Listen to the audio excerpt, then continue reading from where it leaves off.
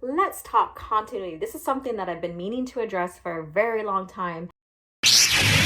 We all know that there's been much debate about whether the EU, under George Lucas's guidance, under his company pre-Disney, was ever canon. Well, it has been canon and always will be canon to his movies in that particular timeline, right? And George overseen many of the storylines development, whether he vetoed or approved, whether he gave pointers, whether he helped change plots, character arcs, even forming the Sith, right? Or even help writing a novel, like, for example, Shatterpoint. He is a ghostwriter for that, for the prologue. Well, so he written that, and among other things. So he was very hands-on, and he's even admitted before that he was always hands-on projects, right? Particularly the movies. That was his thing. The movies is something that he studied himself, that he got into, not being a writer, not being an author, but because Star Wars is his baby, because it's his project, of course he's going to have a lot of say in what goes on, even behind the scenes when it comes to development in the EU, right? So continuity, what is that? So continuity is basically a storyline that is continuous, and that there's no breaks, there's no alternate timelines or anything like that. It's one seamless story, right? And this continuity is one seamless story under George's movies, the 6 movies, right? So that's what makes the expanded universe. Now, when we look at this and we talk and we hear people discuss it on social media, it's always like, oh, George never seen it as canon. He's always said it was a parallel universe. And I think that they are mistaken to the canon tier, are basically the continuity tier, where there was George's movies, because he's the creator. He has ultimate say in everything when it came to Star Wars, right? So if he felt like something in the novels wasn't, like, he didn't want it to be there, for example, Luke being killed off in the New Jedi Order, he said no to that.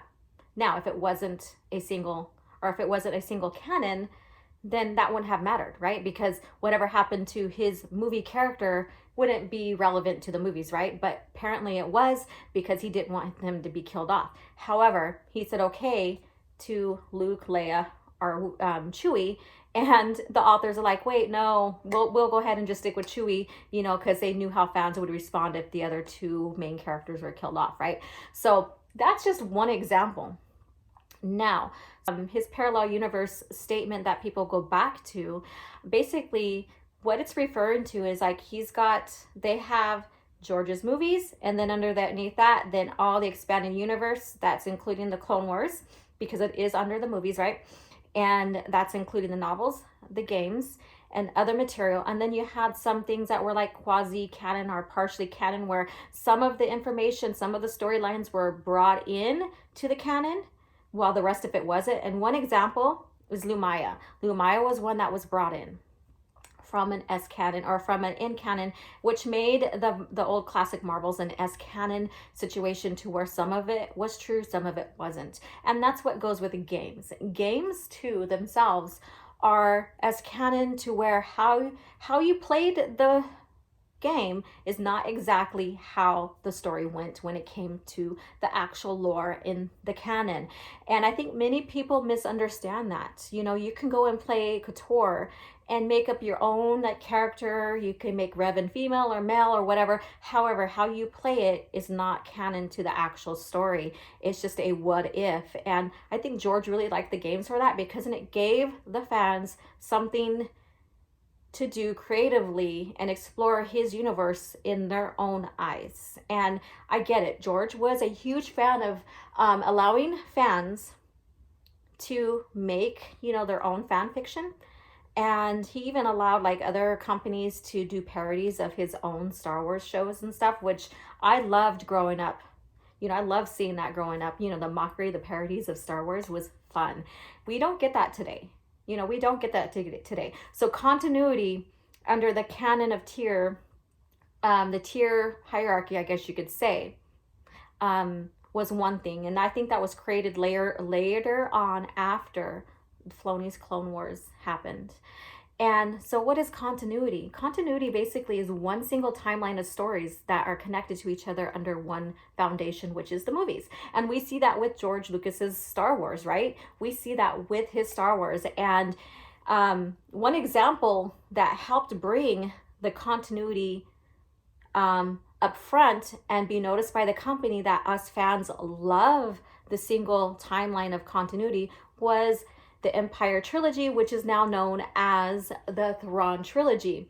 Now, the successful writing of Timothy Zahn himself, opened that door up for us. The company took notice. The company took notice that we liked the single continuity under Star Wars that is one canon under the movies.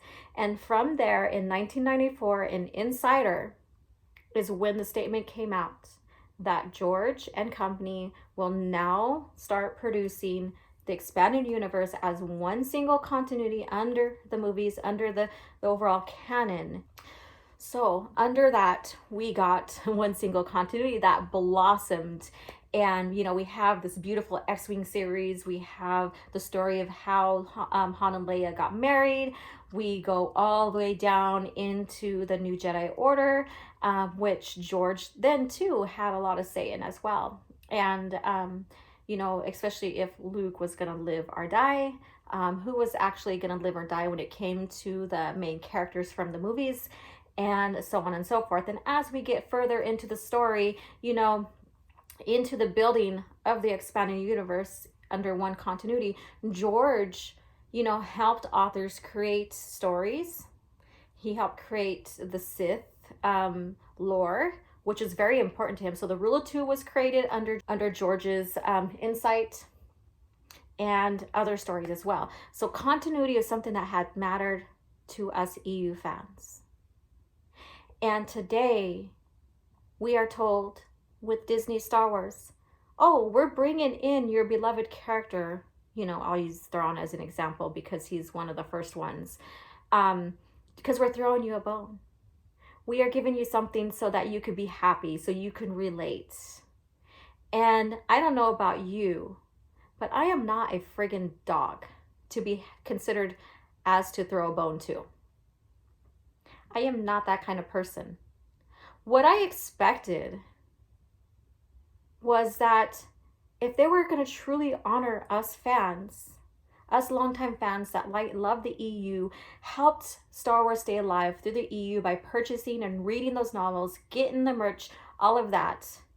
If you were truly going to honor me, you, Disney Star Wars, and I want those Disney fans to hear this as well, then you would have continued with the original lore, with its own timeline. You would have allowed Sword of the Jedi to be published. You would have allowed countless games to have still came out. You would have allowed Darth Zana story to come out. All the stories that were canceled, and the stories that could have been linking us to Legacy, to Cade Skywalker. You would have allowed that expansion of the original EU to continue on its own timeline, so you can have that clean slate to create your own lore, instead of just giving us a friggin' bone. That's not honoring us fans. That's basically an insult, because you're taking a character that's been well developed and loved by us fans for years, and reinventing them again to fit your lore. But yet it's throwing us a bone because we're going to be happy about it. No, we are not happy over a character being rewritten and then saying we're throwing you a bone. Be happy about it. That's not honor. That's not honoring the character. That's not honoring anybody at all, other than maybe appeasing fans who are sitting on the fence, maybe, who don't care about continuity. There's a lot of fans that don't care about continuity. So those are the ones that you're pleasing. You're not pleasing us who love Star Wars for the continuity, the great rich history of 25,000 years of history that was written under George, under his company. That's not honoring us. That's honoring them. They don't care about that. They are not the reasons why George decided to open up the expanded universe as one single canon under the movie. It was us. And so I want you guys to think about that. Think about what continuity means to you. Because today, what I'm seeing is that it's not about continuity. It's about just the nostalgic emotional payoff.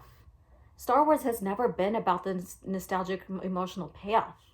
It's always been about the continuity. The one single timeline of like what's going on in history, whether they're in the PT, the Old Republic, in the New Jedi Order, or even Legacy. It's about keeping that continuity. What's going to happen next? Not about emotional payoff. It was never about emotional payoff. That's why I don't understand Star Wars today. Not that I don't understand the lore. I understand it perfectly well. I understand enough to share with you in my compare and contrast, whether it's on Twitter or on my YouTube page, about the differences between both lores. I understand that perfectly. That's why I got into Star Wars, is because of the lore, because of the continuity and the lore tied behind it, not because of emotional payoff. Now, if that's what you like, more power to you. But continuity is richer. Continuity has more substance, and it lasts longer than that emotional payoff. Emotional payoffs wear off. You begin to lose that feeling after a while. You become numb to it, and other than reading the story and wondering what's going to happen next in the adventures of whatever timeline, like Luke or Anakin, Mace, or anyone you're reading about. That's continuity versus emotional payoff. Again, emotions don't last. Continuity does. So you choose where you want to be in this adventure. My channel is about the continuity, about classical Star Wars and maintaining that, and by comparing and contrast between the two lores. Yeah, and as I find the new lore, there's not much continuity. Not much at all. In fact, the story group under Matt Martin was like, canon doesn't matter, it's whatever it's in your head. That the story group can't veto any continuity errors that the creators do. So you choose. You choose. All right, you guys, I can go on forever on this. So this is about a little bit about continuity and how I feel about that. Continuity is rich. Emotional payoff, not so much. Emotions die off. Continuity is there forever. Have a good night.